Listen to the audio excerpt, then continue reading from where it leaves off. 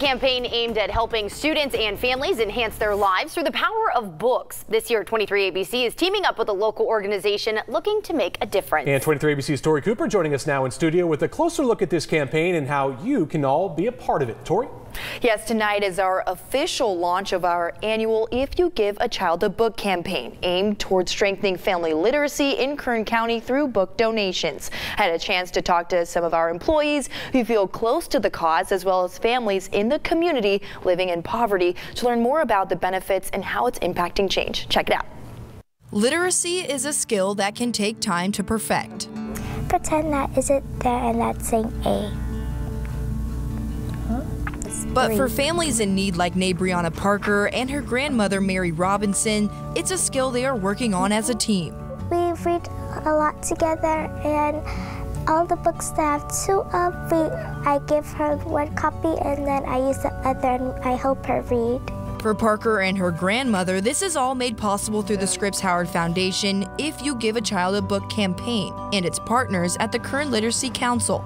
The partnership was able to bring more than 5,000 books to Kern County. Every year, 24 cities across the country with Scripps television stations, including 23 ABC in Bakersfield, distribute new books to children just like Parker who are living in poverty to help empower families to enhance their quality of life together through literacy. 23 ABC and Kern Literacy are targeting the 8 schools with the highest poverty rates in Kern County to help break the illiterate cycle early on. We're at elementary schools because we want these kids to have as many books as possible and be reading as much as possible so that they have a chance to be on par at 3rd grade. Over the course of the school year, Kern Literacy tutors work with an average of 10 families at each school. A lot of these parents were ESL learners, so they were trying to better their English. So we would read, go over the book, go over new words, and they could then take it home and read it with their children, with their families. Showing families with English as a second language various ways to read and write together. The campaign also conducts community outreach with books in a number of different ways to ensure every child has a book at home. We do the big assembly in January for National Reading Day, and then we do a lot of just packages where we give home libraries to families, or we just go to events like the recent Back to School Fair and hand out books at those. Over the past 2 years, over 100,000 new books have landed in hands of children just like Parker. Class.